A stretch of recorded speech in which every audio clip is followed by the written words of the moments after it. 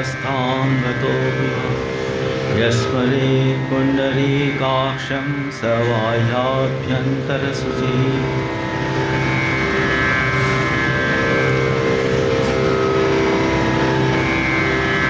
ॐ नमो भगवते परमहंसास्वादित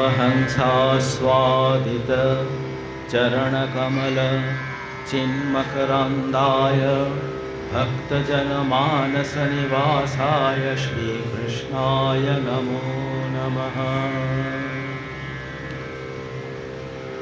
ॐ श्रीव्यासदेवाय नमः। ॐ श्रीशुकदेवाय नमः। ॐ श्रीनारदमुनये नमः। ॐ श्रीभागवतमहापुराणाय नमः। ॐ ऋषिभ्यो मुनिभ्यो नमः। ॐ भक्तवृन्देभ्यो नमः।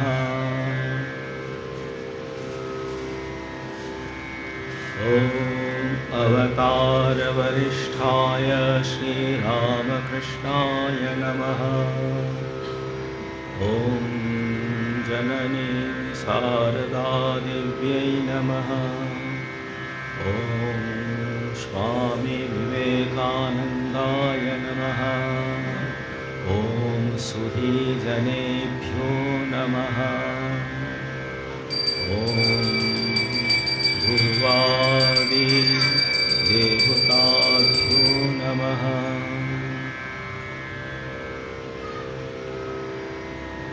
ॐ तिथिभ्यो नमः।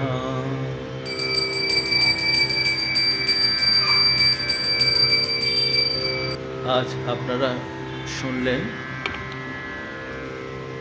শ্রী ভাগবত মহাপুরাণ থেকে পাঠ হবে,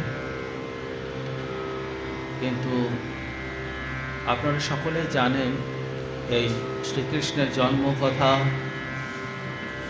এবং তৎ সম্পর্কিত অন্যান্য যে ঘটনাবলী সে সম্পর্কে আপনারা অবহিত আছেন। এবং আজকে সময়ের অভাব, সেজন্যে আমি শ্রীকৃষ্ণের আবির্ভাব, জন্ম বললাম না, আবির্ভাবের যে তত্ত্ব, ওই তত্ত্বটি সংক্ষিপ্তভাবে আলোচনার চেষ্টা করব। শ্রীকৃষ্ণকে আরাধনার শ্রেষ্ঠ উপায় হচ্ছে ভক্তি।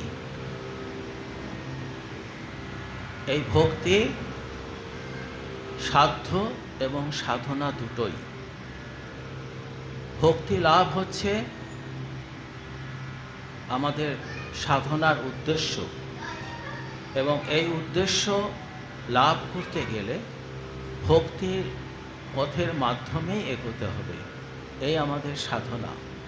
তাই ভক্তি সাধনা এবং সাধ্য দুটোই।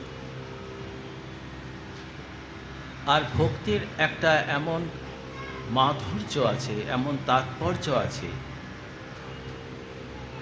যিনি মুক্ত হয়ে গেছেন সেরকম মুক্ত পুরুষ, যিনি মুক্তি পেতে ইচ্ছুক মুমুক্ষু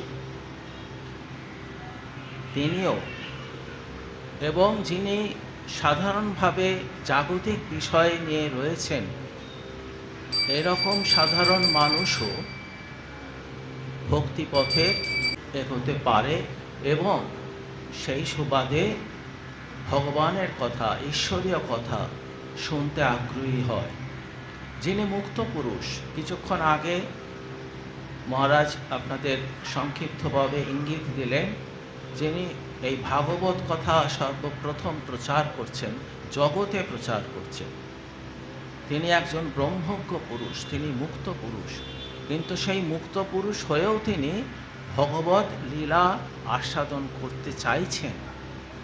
সুতরাং মুক্ত পুরুষদের কাছে ওই ভগবত লীলা একটা পরম আস্বাদনীয় বস্তু। যিনি মুমুক্ষু, তিনি ভক্তি পথে ভগবানকে পেতে চান, ভগবানের লীলা কথা শুনতে চান, প্রেম কথা শুনতে চান, তাই তার পক্ষেও এটি অত্যন্ত পরম আদরণীয়। কিন্তু যারা বিষয়ী লোক, যারা সাংসারিক লোক, তারা সাধারণত ভগবত প্রেমী হয় না। সাধারণভাবে দেখা যায় তাদের মধ্যে ভগবত ভাবের স্ফুরণ সেভাবে ঘটে না। কিন্তু যখন একবার তাদের কানে সেই ভগবানের প্রেম কথা, ভগবানের সুমিষ্ট নাম তাদের কানে প্রবিষ্ট হয়, খুব ধীরে ধীরে কিন্তু তাদের মনেও এই ভক্তিভাবের সঞ্চার হয় এবং তারাও আগ্রহী হয়ে ওঠে। তাই ভাগবতে বলা হচ্ছে, শ্রীমদ্ ভাগবতে মহামুনি কৃতে কিং বা পরৈরীশ্বরঃ সদ্यो হৃদ্যবরুদ্ধতে অত্র কৃতিভিঃ শুশ্রুভিঃ তৎক্ষণাৎ। শ্রীমদ্ ভাগবতে মহামুনি কৃতে কিং বা পরৈরীশ্বরঃ, যে মহামুনি ব্যাসদেবের কথা বলছেন, সেই মহামুনি ব্যাসদেব যে ভাগবত লিখেছেন, এটা পাঠ করার পর, শ্রীকৃষ্ণের লীলা অবধারণ করার পর আর কোনো কিছুরই প্রয়োজন হয় না। কিংবা পরৈরীশ্বরঃ সদ্য হৃদ্য অবরুদ্ধতে, শোনা মাত্রই মানুষের হৃদয় অধিকৃত হয়ে যায় ভগবত ভাবে। কাদের হয় না? কৃতিভি, যাদের পূর্ব সংস্কার আছে, পূর্ব জন্মে যারা ক্রমশ ভগবত পথে এগোচ্ছেন তাদের, এবং শুশ্রুভি, যারা ঐকান্তিক আগ্রহে ভগবত কথা শুনতে চাইছে, অর্থাৎ জমি প্রস্তুত হয়ে আছে, এবার ভগবত কথার, ভগবত তত্ত্বের বীজ রোপণ করলেই তাদের মনের মধ্যে সেই ভগবত প্রেমের চারা প্রস্ফুটিত হবে। কিন্তু সহজে ভগবান, তাঁর কৃপা না হলে তো আমরা কিছুই লাভ করতে পারবো না। কিন্তু ভগবান সহজে এই ভক্তি আমাদের মধ্যে দিতে চান না। অন্তত যে প্রগাঢ় ভক্তি দিয়ে ভগবান প্রাপ্তি হতে পারে, সেই প্রগাঢ় ভক্তি তিনি সহজে দিতে চান না। কেন? কেননা ভগবান ভক্তির দ্বারা, ভক্ত ভক্তির দ্বারা ভগবানকে আবদ্ধ করে ফেলে, ভগবান তার অধিকৃত হয়ে যায়। ভগবানকে ভক্তির দ্বারা আপন হৃদয়ে আবদ্ধ করতে সক্ষম সেই রকম প্রগাঢ় ভক্তির দ্বারা ভক্তের। সেই জন্যে তিনি সহজে এই প্রগাঢ় ভক্তি, যে ভক্তি তাকে পরিপূর্ণভাবে লাভ করতে সহায়ক, তা তিনি সহজে দিতে চান না। কিন্তু কিছু কিছু জনের মধ্যে তিনি দিতে চান, ইচ্ছাকৃতভাবে দেন, এবং তার ফলে তিনি যে বাধা প্রাপ্ত, মানে বন্ধনে আবদ্ধ হয়ে যান সেই ভক্তের সাথে, সেটাতে তিনি আনন্দিত হন। সকলের জন্য বিতরণ নয়, যোগ্য পুরুষের জন্য তিনি এই ভক্তি প্রদান করেন এবং সেই ভক্তিতে তিনি আবদ্ধ হন, আবদ্ধ হয়ে তার দাসত্ব পর্যন্ত স্বীকার করেন। সেই জন্যে বলেছেন যে মুক্তি খুব সহজলভ্য জিনিস, কেউ সাধনা করলেই মুক্তি লাভ করে দিতে পারে, কিন্তু ভক্তি লাভ করা খুব কঠিন ব্যাপার। আমি সহজে কাউকে ভক্তি দিতে চাই না। সেই জন্যে একটি গান আছে,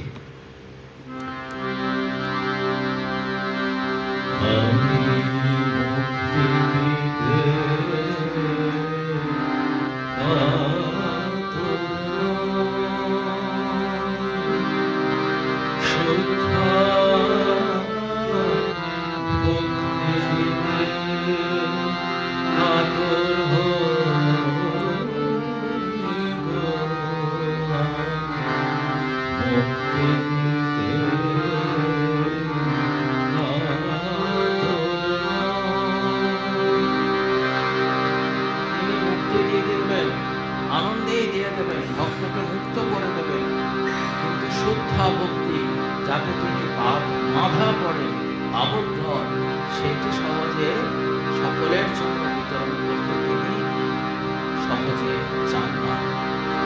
শোনো চন্দ্রাবলী ভক্তির কথা মুক্তি মিলে প্রভু ভক্তি মিলে। শোনো চন্দ্রাবলী ভক্তির কথা মুক্তি মিলে প্রভু ভক্তি মিলে।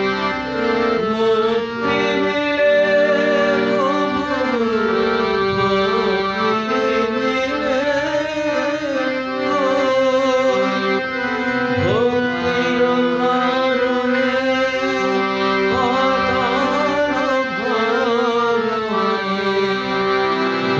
বলিদানে আমি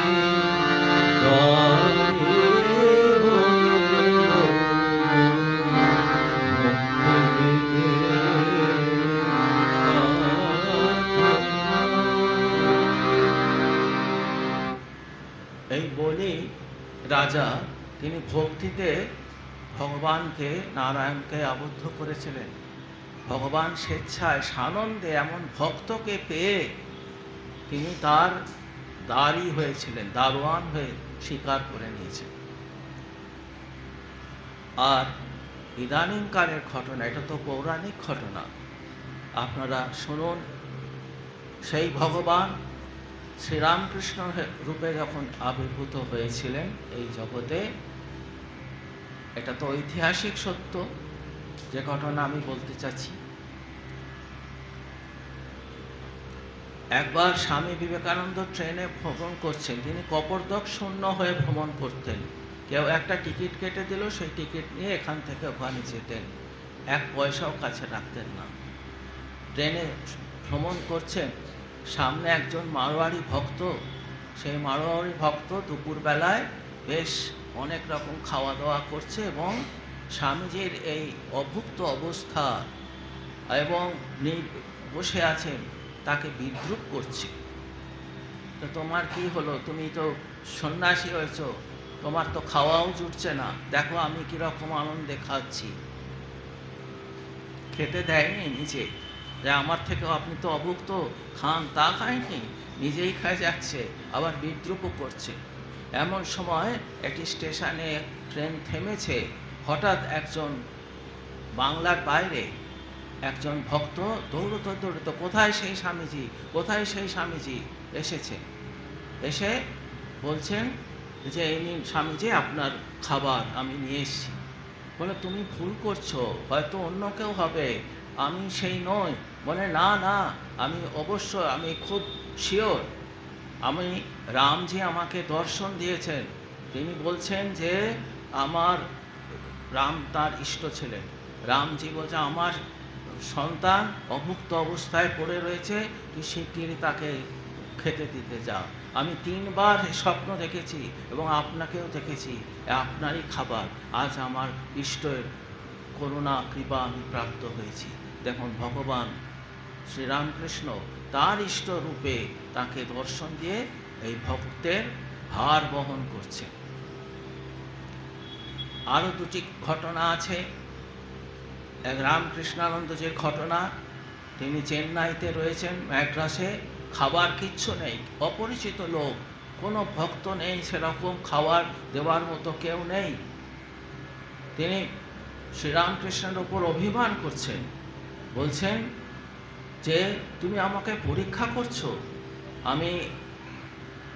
আমি বালি দিয়ে তোমাকে ভোগ দেবো এবং সেই বালি আমি খাবো, আমার তাতে কিছু এসে যাবে না, তুমি আমাকে পরীক্ষা করছো। কিছুক্ষণ বাদেই দরজায় খটখট শব্দ, একজন ভক্ত এসে সে অপরিচিত জায়গা, বলছেন এই স্বামীজি আপনাদের জন্য আমাকে পাঠিয়েছেন একজন। কে পাঠিয়েছেন? কেউ। ভক্তের বোঝা ভগবান বইছে। তা সেই ভক্তের ভারবাহী শ্রীকৃষ্ণের প্রতি একটি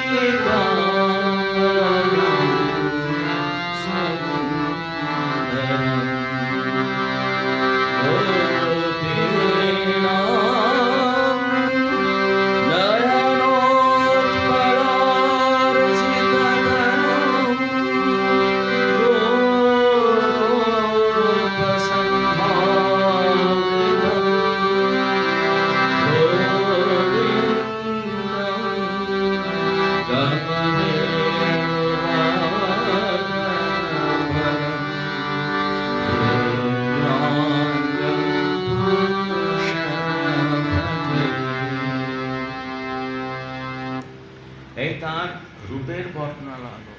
যার ধ্যান করব তার রূপ চিন্তা।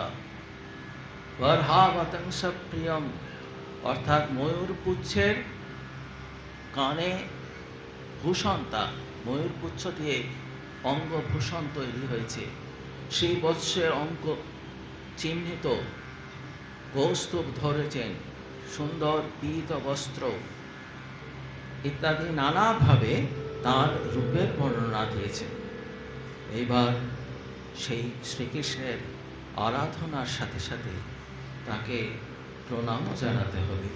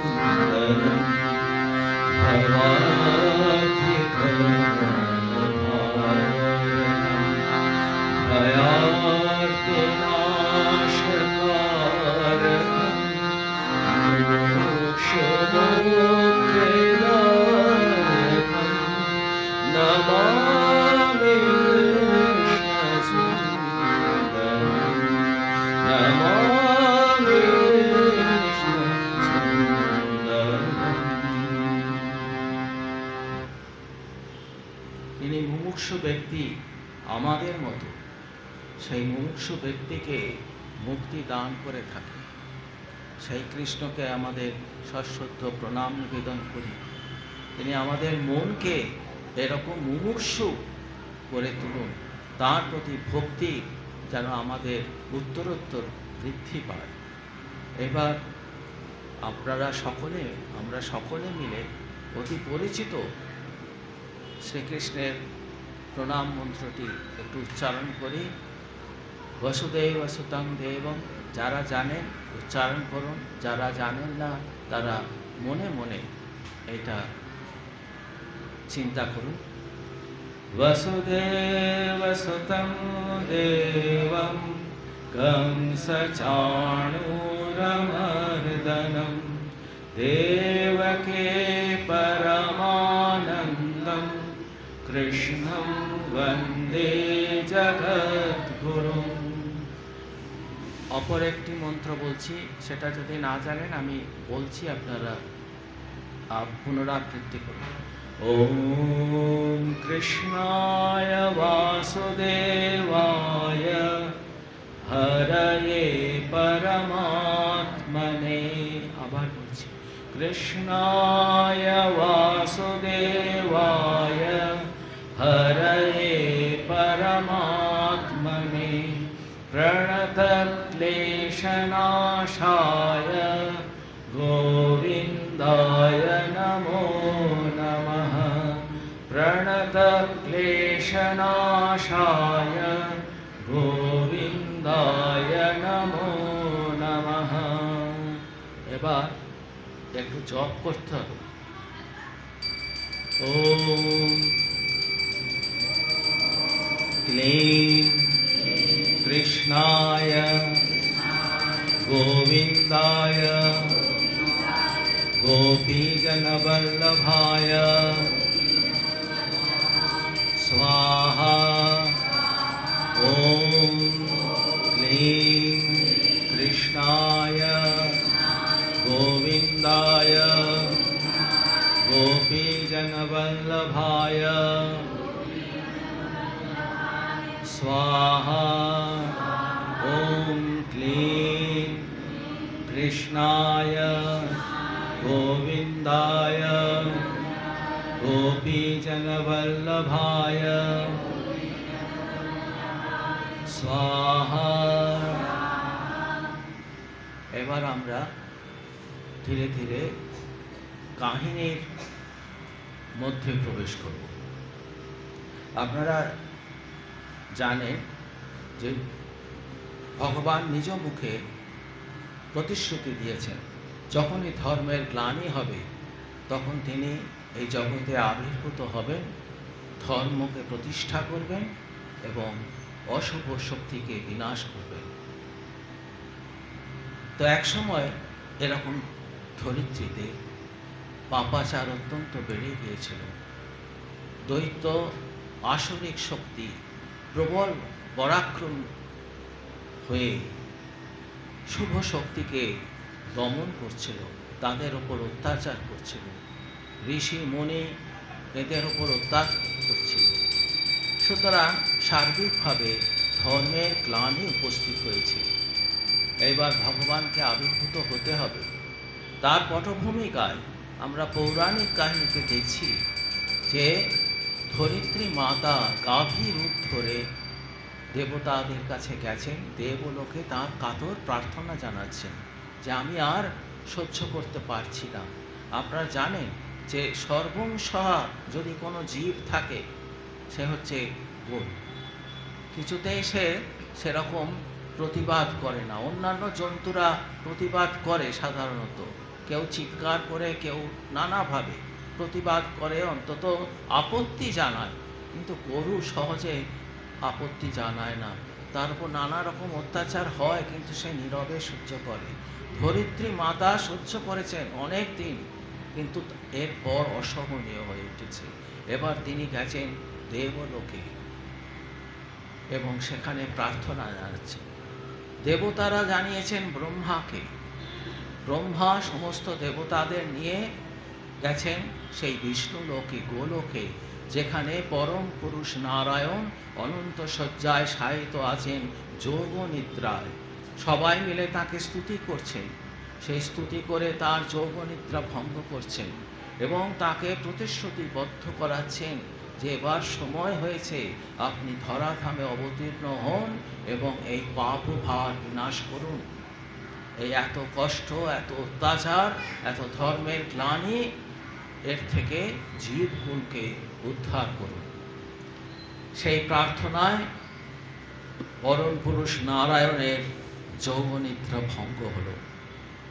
তিনি ধীরে ধীরে, তিনি তো অন্তর্যামী, তার কাছে কিছু প্রকাশ করতে হলো না, বাহ্যিকভাবে কিছু প্রকাশ করতে হলো না, তিনি অন্তর্যামী।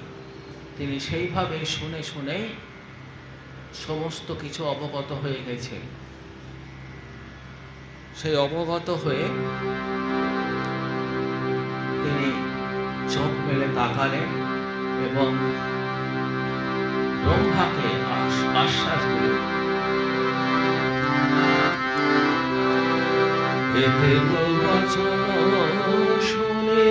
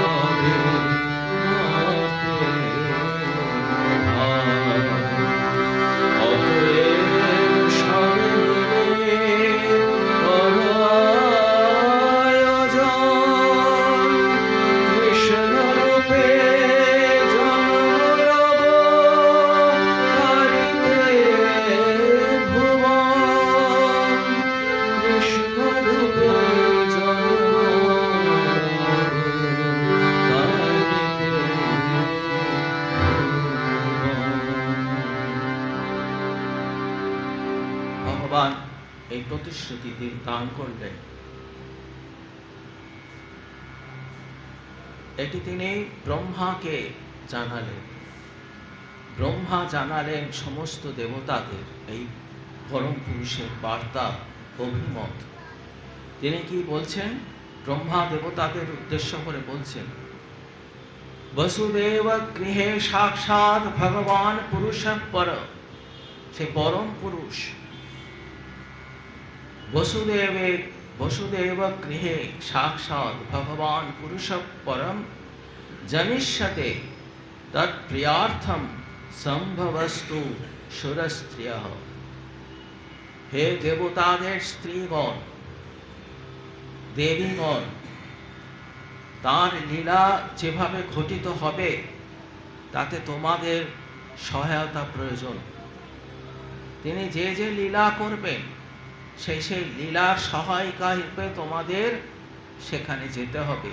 তিনি বসুদেবের গৃহে জন্মগ্রহণ করবেন।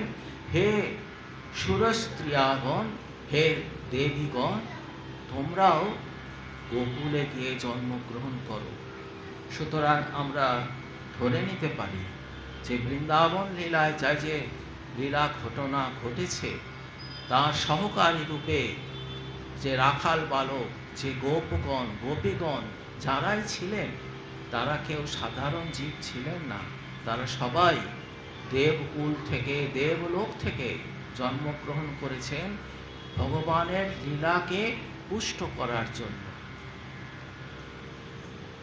আর বলছেন, বাসুদেব কলানন্ত সহস্রবদনং স্বরাট অগ্রতো ভবিতা দেব হরে প্রিয় চিকিৎসয়া। তার যে অংশ, তিনি পরিপূর্ণভাবে আবির্ভূত হবেন, কিন্তু তার অংশ পূর্বে জন্মগ্রহণ করবে। অগ্রতো ভবিতা দেব, সেই হরির প্রিয় কার্য সাধন করার জন্য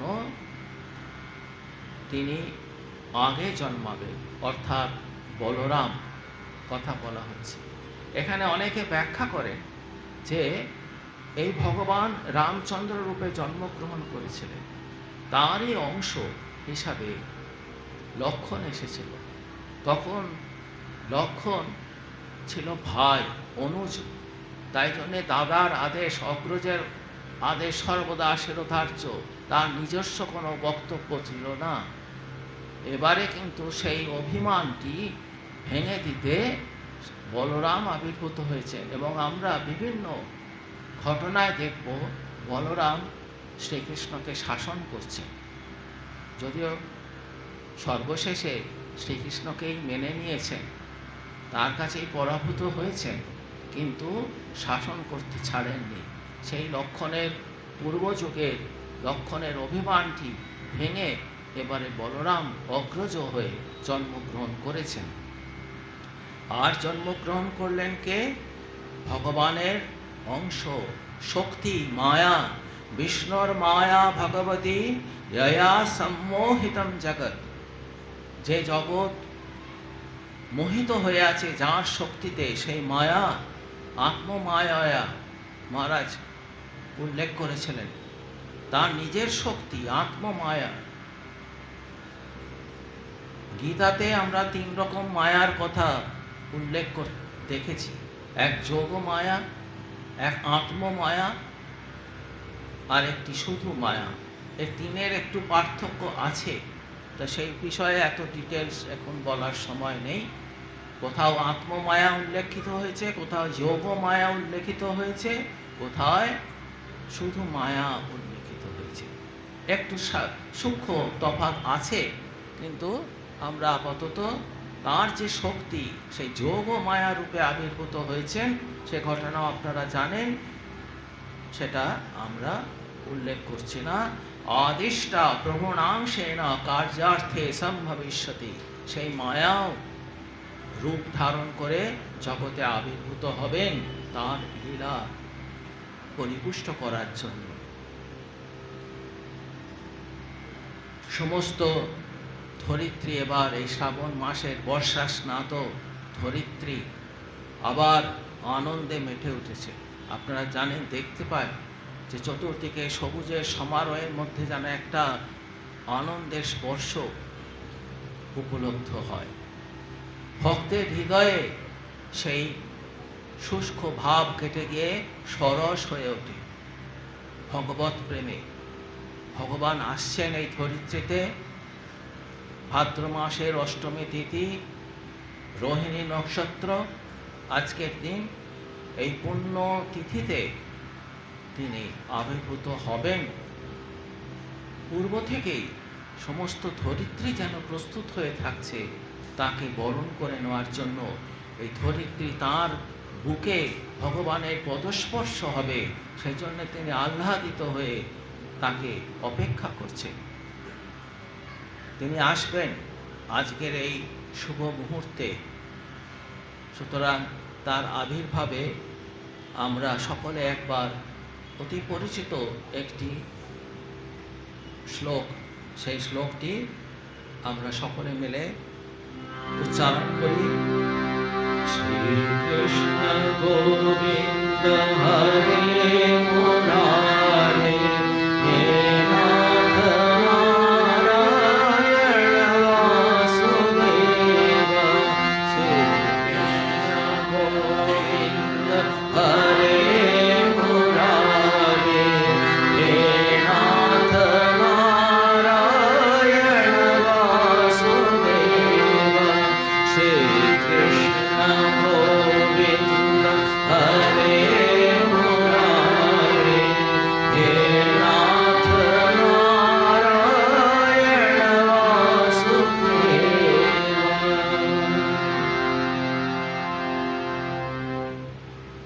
তিনি জন্মগ্রহণ করবেন, কিন্তু একটা তো পটভূমিকা প্রস্তুত করতে হবে। তার প্রারম্ভিকভাবে আমরা সূচনা দেখছি যে বসুদেবের সঙ্গে দেবকীর বিবাহ, ভোজ বংশের সঙ্গে সুর বংশের একটা সম্বন্ধ স্থাপিত হয়েছে। ভোজ বংশের পরাক্রমশালী রাজা কংস এখনো পরিপূর্ণ রাজা হয়নি, কোনো যুবরাজ আছে, কিন্তু তার পরাক্রম উগ্রসেন একটু বার্ধক্যে পরিণত হয়েছে। সুতরাং কংস যুবরাজ হলেও এখন রাজ্যের পরিচালনা করছে। তার খুড়তুতো ভাই বোন হচ্ছে দেবকী, নিজের বোন নয়, খুড়তুতো বোন দেবক। তার পিতা, দেবকীর পিতা দেবক, সে কংসের খুল্লতাদ, কিন্তু পরম আদরের দেবকী ছিল কংসের। সুরবংশের বসুদেবের সঙ্গে তার বিবাহ সম্পন্ন হয়েছে। এইবার ধীরে ধীরে বিদায়ের পালা, কন্যা বিদায়ের পালা, তিনি যাচ্ছেন বিদায় দিতে। এতই উচ্ছ্বসিত, এতই আনন্দিত। বসুদেব ছিল কংসের বন্ধুস্থানীয়, মিত্রস্থানীয়। মিত্রের ঘরে যাচ্ছে আদরের ভগিনী, তিনি স্বভাবতই উল্লসিত। তাই যে রথ যাচ্ছে, তিনি সারথীকে সরিয়ে দিয়ে নিজেই রথ টেনে নিয়ে যাচ্ছেন।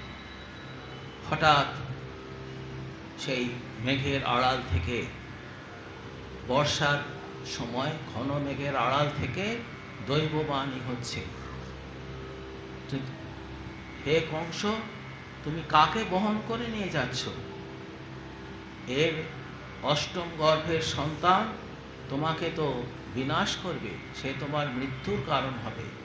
সাথে সাথেই সেই উল্লাস বিনষ্ট হয়ে গেল, আতঙ্কিত হয়ে গেল। আমাদের সব থেকে বড় ভয়, মহাভয় যেটা বলি, সেটা হচ্ছে মৃত্যু। এই মৃত্যুর সম্ভাবনা দেখে, সূচনা দেখে কংসের এত প্রেম, এত ভালোবাসা, এত স্নেহ সমস্ত বিনষ্ট হয়ে তার ভেতরে যে আসরিক শক্তি, সেই আসরিক শক্তি বলবান হয়ে উঠল। সাথে সাথে তিনি কি করছেন? দেবকীকে হত্যা করার জন্য কোনো কিছু বিবেচনা না করে, কোনো কিছু অগ্র পশ্চাৎ কোনো কিছু বিবেচনা না করে, তার আসরিক শক্তির প্রভাবে তিনি দেবকীকে হত্যা করতে চাইছেন, কিন্তু ইতিমধ্যেই সে তো পরিণীতা। অতএব পতির দায়িত্ব পত্নীকে রক্ষা করা। কি করে রক্ষা করবেন? বসুদেব স্বভাব শান্ত, সাত্ত্বিক প্রকৃতির। এই রাজসিক, উগ্র রাজসিক শক্তিকে তিনি কিভাবে প্রতিহত করবেন? সে শক্তি কোথায়? কংসকে বললেও সে তো মানবে না, শুনবে না। তখন তিনি একটা উপায় বার করলেন। প্রথমে অনেক কিছু বলেছেন, সব কিছু বলার তো সময় নয়। এখন সংক্ষেপে বলতে হবে তত্ত্ব কথাটা। তিনি অনেক কিছু বারবার বোঝাতে চেয়েছেন, কিন্তু কিছুতেই কংস মানতে রাজি নয়। তখন তিনি একটি উপায় অবলম্বন করলেন। আপনারা জানেন, কোনো কিছু লাভ করতে গেলে, অর্থাৎ কোনো কিছু আমাদের স্বার্থ অনুযায়ী ঘটুক, এটা যদি আমরা চাই, তাহলে আমাদের কয়েকটা উপায় করতে হয়। সেই পুরাকালে যেমন সত্য ছিল, আজকের এই ঘোর কলিকালে আমাদের প্রতিদিনের জীবনেও আমরা দেখি সেই একই জিনিস প্রযুক্ত হচ্ছে। সেই তত্ত্ব ভাগবতে উল্লেখ আছে, মহাভারতে উল্লেখ আছে, এবং সব অনেক জায়গায় উল্লেখ আছে। আপনারাও জানেন কি সেই উপায়? সাম, দান, দণ্ড, ভেদ, এই চারটি উপায় আছে। সাম, দান, দণ্ড, ভেদ, এই চারটি উপায়ের মধ্যে একটা, দুটো অথবা সবকটাই অবলম্বন করে বিপক্ষকে অবদমিত করতে হয়, শান্ত করতে হয়। তো এখানে বসুদেব এই সাম পদ্ধতিটা অবলম্বন করছে। সাম অর্থে গুণকীর্তন, প্রশংসা করছে। প্রশংসায় মানুষ বলে যায়, শত্রুরাও বলে যায়। তিনি প্রথমে সাম ভাব, কেননা অন্য তিনটে পদ্ধতি এক্ষেত্রে প্রযোজ্য হবে না। দান হবে না। কংস রাজা, তাকে কি দান করবেন যে তাকে বশে আনবেন, সপক্ষে আনবেন? তাকে কি দণ্ড দেবেন? তাকে কিভাবে ভেদ সৃষ্টি করবেন? ভেদের কথা কিছুটা আছে অবশ্য, তবু সাম অর্থাৎ গুণকীর্তনের মাধ্যমে তিনি কংসের মনকে আপ্লুত করতে চাইলেন, তাকে সপক্ষে আনতে চাইলেন। কি বলছেন? সামেরও আবার চারটে ভাগ আছে। একটা হচ্ছে সম্বন্ধ। তিনি বলছেন যে ভোজ বংশের তুমি রাজা, তুমি ভোজ বংশের একজন রাজা, আর যাকে মারতে যাচ্ছ, হত্যা করতে যাচ্ছ নিজের স্বার্থের জন্য, সেও তো ভোজ বংশেরই।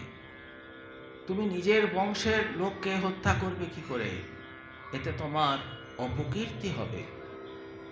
তিনি আরো এর মধ্যে অন্য যে ভাব আছে, উপকার, সেই বিষয়ে বলছেন যে দেখো, যে দেবকীর যখন সন্তান হবে, না হয় বুঝলাম যে অষ্টম গর্ভের সন্তান তোমাকে বধ করতে পারে, দৈববাণী হয়েছে, কিন্তু আরও তো অনেক সন্তান হতে পারে, তারা তো তোমার আত্মীয়। তুমি সেই নিজের আত্মীয়কে মূলে উৎপাটন করে দিচ্ছ, এটা তো উচিত হচ্ছে না। তিনি বলছেন লাভের ব্যাপার বলছেন, এই সামের মধ্যেই লাভ ব্যাপারটি আছে। তুমি যদি দেবকীকে হত্যা না করো, তোমার লাভ হবে, লোকে বুঝবে যে তুমি কত মহান। তুমি ওই নিজের মৃত্যু ভয় ছেড়েও, মৃত্যু ভয়ের উৎসের কথা জেনেও তুমি দেবকীকে হত্যা করনি, ভগিনীর প্রেম করেছো, দয়া করেছো, এতে তোমার লাভ হবে। তোমার গুণকীর্তন করবে সবাই, তোমাকে, তোমার মহত্ব স্বীকার করবে। অতএব তুমি দেবকীকে হত্যা করো না। কেননা প্রথম কথা, বসুদেব বুঝেছেন যে দেবকীর প্রাণ রক্ষা করতে হবে, স্বামী হিসাবে তো তার দায়িত্ব, এবং এই দৈববাণীকে যদি সফল করতে হয় তাহলেও দেবকীকে বাঁচিয়ে রাখতে হবে। আর একটি কথা বলেছেন, তুমি ভোজ বংশে যশস্কর, তুমি ভোজ বংশের উজ্জ্বল নক্ষত্রের মতো, তোমার কীর্তিতে ভোজ বংশের প্রচার হবে, মাহাত্ম্য প্রচার হবে। কিন্তু এইটি তিনি বলেছেন খুব কৌশল করে, প্রচ্ছন্ন ভাবে। কেন, কি প্রচ্ছন্ন ভাবের মধ্যে লুক্কায়িত আছে? তিনি বলছেন, তুমি যত অপকীর্তি করবে, ততই পূর্বে পূর্বে যারা ভোজ বংশের রাজা হয়েছে তাদের সঙ্গে তোমার তুলনা হবে এবং তাদের গুণগান করবে। অতএব সামগ্রিকভাবে ভোজ বংশের, ভোজ রাজবংশের গুণকীর্তন হবে, মহত্ব প্রচার হবে তোমার এই অপকীর্তির দ্বারা। তুমি ভাবছ যশস্কর, তুমি ভোজ বংশের যশ বৃদ্ধি করবে তোমার কার্য দ্বারা, কিন্তু এটা প্রচ্ছন্ন ভাব বোঝাচ্ছেন যে তুমি অপকীর্তি করলে অন্যান্য রাজাদের মহত্ব আরো বেশি করে প্রকাশিত হবে, তারা তুলনা করবে।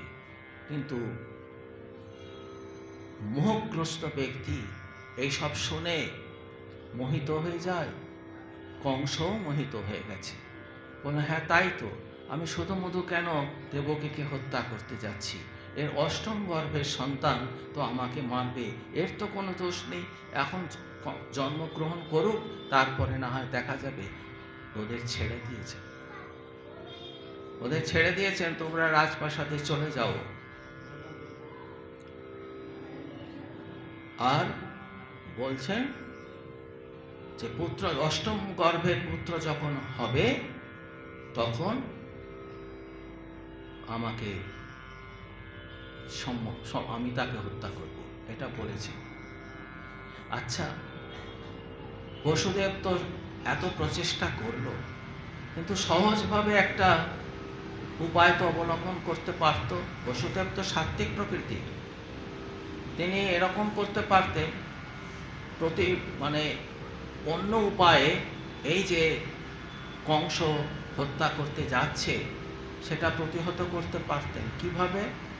তিনি তো তপস্বী ছিলেন, তিনি চলে যেতে পারতেন বানপ্রস্থে, দেবকী থাকতো রাজপ্রাসাদে, সুতরাং সন্তান জন্ম এবং ভবিষ্যতের এই যে ঘটনা ঘটতে পারে এর সম্ভাবনাই থাকতো না। অথবা আর একটাও হতে পারত যে আমি কথা দিয়েছি তোমাকে দেবকীর সন্তান তুলে দেব, কিন্তু দেবকী মা হয়ে যদি আপত্তি করে আমার সত্য ভঙ্গ হবে না তাতে? আমি তো চেয়েছি, কিন্তু দেবকী চায়নি মা হিসাবে, তাহলেও তো খানিকটা রক্ষা পেয়ে যেতে পারে। আর তিনি মনে মনে একথাও ভাবছেন যে একটা দৈববাণী হয়েছে অবশ্যই, কিন্তু সেই দৈববাণী কতটা সত্য, ভবিষ্যতের কথা কে বলতে পারে? ভবিষ্যতে এর বিপরীত কোনো দৈববাণী হবে না, তাই বা কেউ বলতে পারে? আচ্ছা, এই অষ্টম গর্ভে সন্তান জন্মগ্রহণ করার পূর্বে কংস তো নিজেই স্বাভাবিকভাবেই মৃত্যুবরণ করতে পারে, এও একটা সম্ভাবনা আছে। অথবা কংস একবারে তো খারাপ লোক বলে মনে হচ্ছে না, একটু তো ভালো গুণও আছে, কিন্তু হয়তো কংসের মনে এরকম মায়া তৈরি হলো যে না, যাকে আমি ছেড়ে দিই, অত আমি কিছু হিংসাবৃত্তি অবলম্বন করব না, এইগুলো হতেই পারে। সুতরাং এক্ষুনি কেন আমি এত কাতর হচ্ছি, এত ভয় পাচ্ছি? এসব সম্ভাবনা দেখে তিনি প্রতিশ্রুতি দিলেন যে কংস, আমার যতগুলি পুত্র সন্তান জন্মগ্রহণ করবে আমি তোমার হাতে সমর্পণ করব, তুমি তারপরে যা ইচ্ছে করো। এখন দেবকীকে রক্ষা করা তার প্রাথমিক কর্তব্য, দেবকীকে রক্ষা করতে হবে। সমস্ত সন্তানকে তার হাতে তুলে দেওয়ার প্রতিশ্রুতি দিয়ে তিনি আপাতত শান্ত হয়ে ফিরে গেলেন রাজপ্রাসাদে। এরপর একে একে প্রথমবার দেবকী গর্ভ ধারণ করছেন, প্রথম পুত্রের জন্ম হবে। উপযুক্ত কালে সে দেবকী সুন্দরী শশী সমা সুশোভিতা অঙ্গন্ধুরি প্রথম তনয়ে তার কংস দুরাচার নাবধি হৃদয়ে দিল ভক্তিরে তাহার। তবে তো নারদ আসি বুঝায় অন্তরে যেভাবে বুঝিবে কংস আরো দুরাচারে। পাপ পূর্ণ হইলে তবে কংসের জীবন আসিবেন ধরায় প্রভু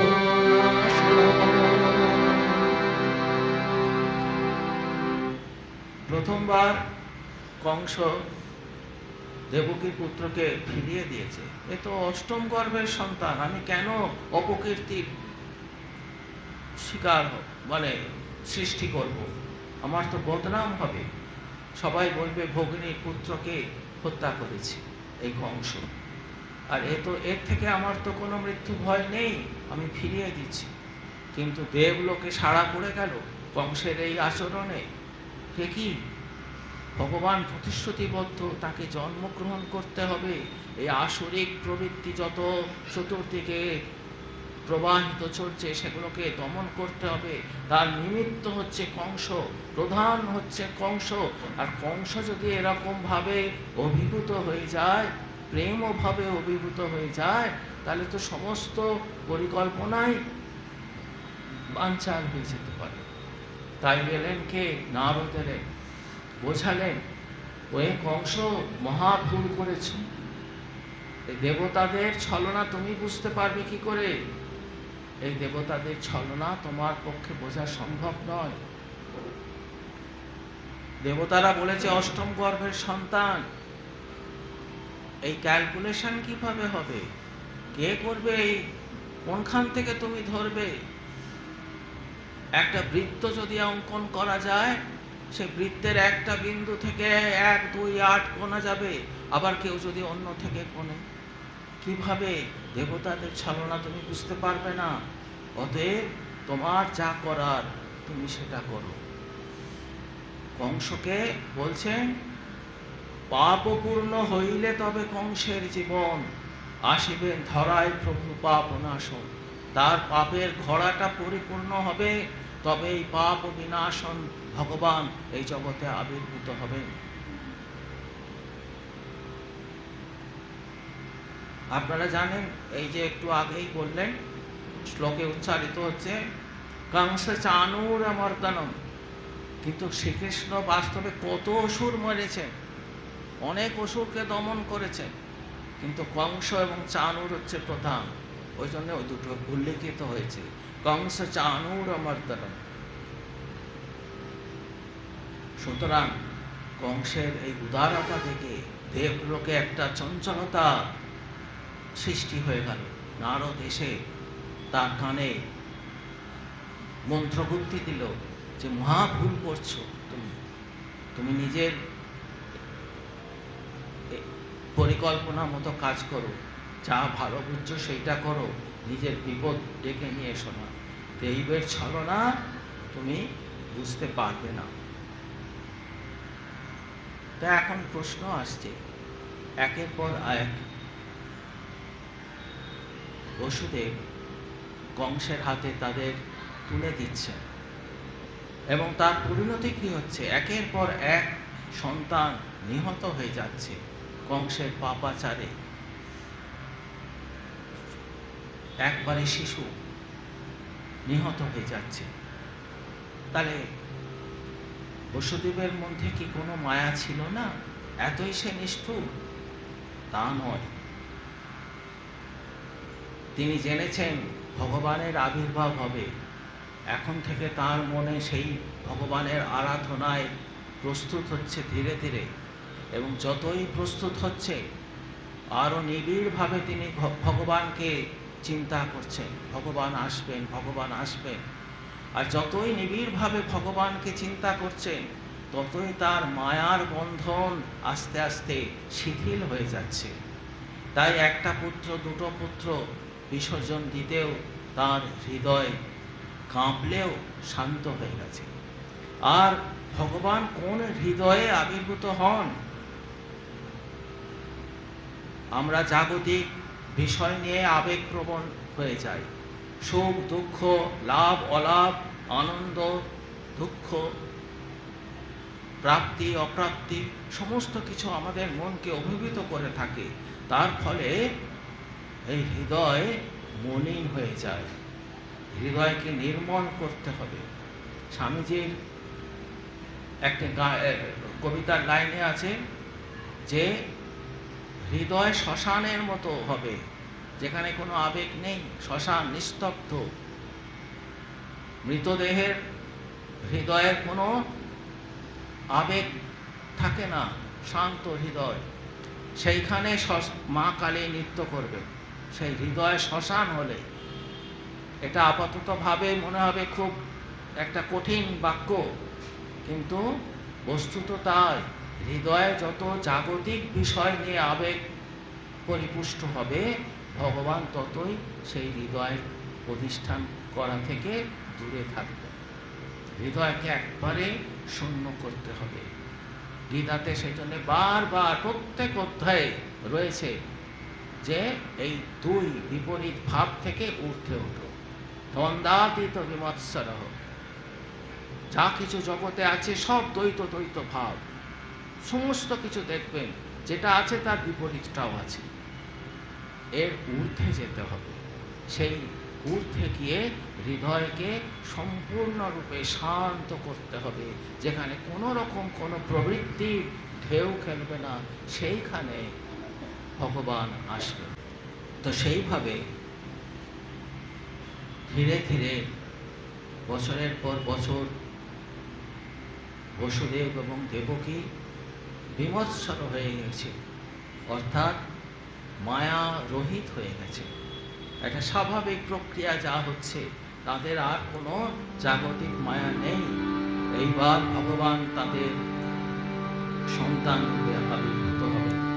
সেই পূর্ণতিথি, সেই ঘোর অষ্টমীর অন্ধকার, শ্রাবণ মাসের ভাদ্র মাসের ঘন অন্ধকার, মেঘাচ্ছন্ন সেই প্রকৃতির মধ্যে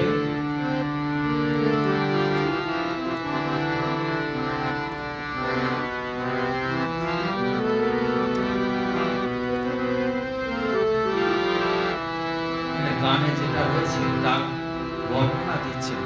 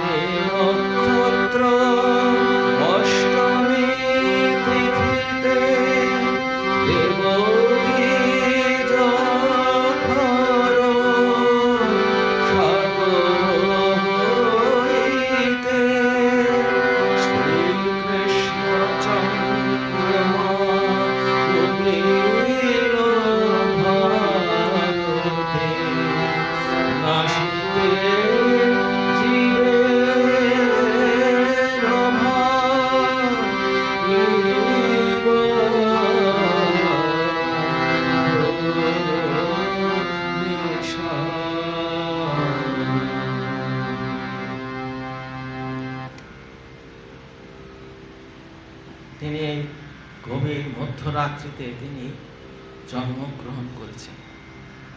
আর তার এই জন্ম ঠিক জন্ম নয়। প্রাকৃতভাবে যে আমরা জন্ম কথা বলে থাকি, যা বুঝে থাকি, সেরকম জন্ম তার নয়। মহারাজ শুরুতে তার বলেছেন তিনি অজ হয়েও যেন জন্মগ্রহণ করেছেন। তার এই জন্ম একটা দিব্য জন্ম কর্ম চামে দিব্যম, তিনি নিজে বলেছেন, লৌকিক নয়, দিব্য। তিনি অবতরণ করেন, তিনি জন্মান না। তিনি আবির্ভূত হন, তিনি জন্মান না। তার যে কর্ম, সেটা কর্ম নয়, সেটা একটা লীলা। কেন? মানুষ কর্ম করে কোনো কিছুর প্রেরণায় অথবা কোনো কিছু পাওয়ার আশায়। সেই জন্য আমরা কর্মে প্রবৃত্ত হই। কিন্তু ভগবান সেই জন্য কর্মে প্রবৃত্ত হন না। তিনি কোনো প্রারব্ধ বলে জন্মগ্রহণ করেন না। তার কর্মের মাধ্যমে কোনো কিছু প্রাপ্তি প্রয়োজন হয় না। কোনো অপ্রাপ্তি তার নেই যে তিনি কিছু প্রাপ্ত হবেন। সমস্ত বিশ্ব তার নিজের, তিনি কি আর পাবেন এর থেকে পৃথকভাবে। নমে পার্থাস্তি কর্তব্যম ত্রিষু লোকেষু কিঞ্চন নানবাপ্তম অবাপ্তব্যম বর্ত এব চ কর্মণি। এই কর্মের মাধ্যমে তাকে কিছু পেতে হয় না, তাই তার কর্ম স্বেচ্ছায়। তাই সেই জন্য আমরাকে বলি সেটা হচ্ছে লীলা। মানুষের কর্ম কর্ম, ভগবানের কর্ম হচ্ছে লীলা। অজ্ঞ ব্যক্তির কাছে তিনি একই রকম মনে হয়, চিনতে পারে না, সেই জন্য অবিশ্বাস জন্মে। অবজানন্তি মাং মূঢ়াং মানসিং তনুমাশ্রিতম। বুঝতে পারে না সেই ভগবান সেই অসীম সীমার মধ্যে সীমিত হয়েছেন। সেটা বোঝা তার পক্ষে, মানুষের পক্ষে অত সহজে সম্ভব হয় না, ধারণ করতে পারে না তাদের বুদ্ধিতে। সেই অপ্রাকৃত সত্তা প্রাকৃত বস্তুর মধ্যে দেখাচ্ছে, অথচ তিনি সেই প্রাকৃত বস্তু নন, জীব নন। সেই বিষয়টা ধারণা করা খুব শক্ত। মানুষের সঙ্গে তার তফাৎ রয়েছে। কি সেই তফাৎ? আমরা বলি সবাই আমরা সেই পরমাত্মার সন্তান, কিন্তু তবুও আমরা সেই পরমাত্মা আপাতত নই। কেন না? তিনি হচ্ছেন সচ্চিৎ আনন্দ স্বরূপ, সচ্চিৎ আনন্দ স্বরূপ। আমরা জীব, আমরা সৎ এবং চিৎ স্বরূপ। তাঁরই সত্তা আমাদের মধ্যে রয়েছে, অথচ আমাদের মধ্যে সেই আনন্দ সত্তাটা নেই, যা সব সময় একটা আনন্দের স্রোত বয়ে যাচ্ছে। সেই স্বরূপটা আমাদের নয়। তাই জন্য আমাদের মধ্যে নানা রকম আলোড়ন সৃষ্টি হয়। সেই আনন্দ স্বরূপ, এই তফাৎটা কিন্তু জীবাত্মার সঙ্গে পরমাত্মার থেকে যায়। যখন জীবাত্মা পরমাত্মার সাথে মিলিত হয়, তখন সেও আনন্দ স্বরূপ হয়ে যায়। সেই জন্য মুক্তি হচ্ছে আনন্দ, আনন্দ, অন্য কিছু নয়, শুধু আনন্দ। কোনো অভিব্যক্তি নেই, শুধু আনন্দ। উপলব্ধি প্রকাশ করা যায় না, সেটা সেই আনন্দটা মিলিত হয়ে যাচ্ছে। তাছাড়া প্রত্যেক জীব সেই সৎ এবং চিৎ স্বরূপ, শুধু আনন্দ স্বরূপটা থাকে না বলে পার্থক্য। আর সেই ভূমিতে, এই ভূমিতে তিনি আবির্ভূত হচ্ছেন, কিন্তু তিনি ভৌম বস্তু নন। তার যে আবির্ভাব, তার যে উপস্থিতি আমরা দেখি, সেটা ভৌম এবং দিব্য উভয়ের একটা মিশ্রণ। ঠাকুরকে আমরা দেখছি কি, এই তিনি বসে সকলের সাথে ধর্ম প্রসঙ্গ করছেন, একটা উদ্দীপনা হলো তিনি চলে গেলেন সেই নিত্য লোকে সমাধিস্থ। এই জিনিসটা সাধারণ মানুষ বুঝতে পারবে না। সব সময় তার ভৌম এবং দিব্য একটা সংযোগ বর্তমান থাকে। এই হচ্ছে অবতারের বৈশিষ্ট্য, যেটা জীবের ক্ষেত্রে বা সাধারণ সাধকের পক্ষেও এটা সম্ভব হয় না। তিনি যে আবির্ভূত হন তার দুটো কারণ থাকে, একটা হচ্ছে বহিরঙ্গ, একটা হচ্ছে অন্তরঙ্গ। বহিরঙ্গতে তিনি এই সমস্ত লীলা করেন, অসুর বধ করেন, পাপ নাশ করেন, ইত্যাদি করেন। আর অন্তরঙ্গতে কি করেন? অন্তরঙ্গতে তিনি নিজেকে আস্বাদন করেন। এই আনন্দ স্বরূপ, তিনি নিজে নিজে আনন্দ স্বরূপকে আস্বাদন করতে পারেন না। যখন ভক্ত তাকে আনন্দে, তাকে পেয়ে বা তাকে পেতে চেয়ে আনন্দিত হয়ে ওঠে, তখন তিনি নিজের সেই আনন্দ সত্তাটাকে উপলব্ধি করেন ভক্তদের মাধ্যমে। ওই জন্যে তার দুটো আবির্ভাবের দুটো ভাগ আছে, একটা বহিরঙ্গ, একটা অন্তরঙ্গ।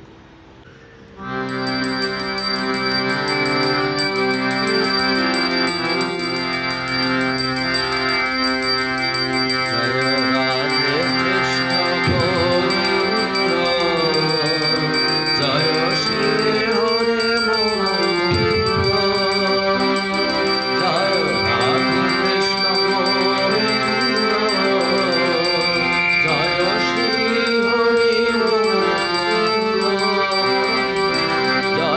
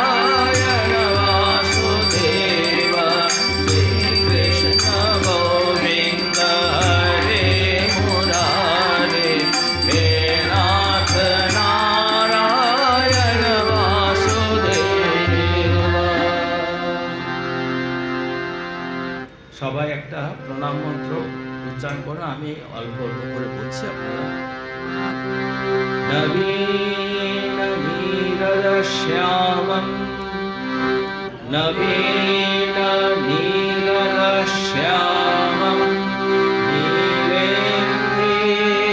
नीलेन्दीवरसन्निभं नीलेन्दीवरसन्निभं वल्लभीनन्दनं वन्दे वल्लभीनन्दनं वन्दे कृष्णं गोपालरूपिणं कृष्णं गोपालरूपिणं नवीननीरदश्यामं नवीननीरदश्यामं नीलेन्दीवरसन्निभं नीलेन्दीवरसन्निभं वल्लभीनन्दनं वन्दे वल्लभीनन्दनं वन्दे कृष्णं गोपालरूपिणं कृष्णं गोपालरूपिणं।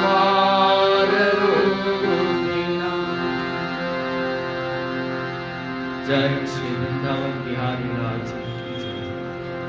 जय भगवान श्री राम कृष्ण देव की जय। जय महामाई की जय। जय स्वामी जी महाराज जी की जय। जय